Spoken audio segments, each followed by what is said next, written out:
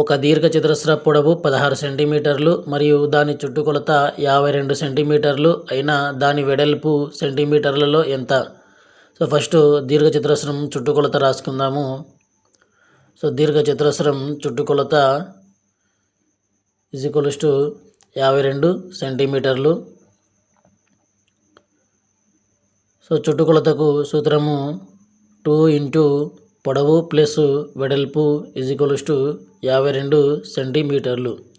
2 into L అంటే పొడవు 16 సెంటీమీటర్లు, బి అంటే వెడల్పు తెలియదు కాబట్టి అలాగే పెట్టుకుందాము = 52. సో 2తో క్యాన్సిల్ చేస్తే 2 × 2 2 × 4 2 × 12.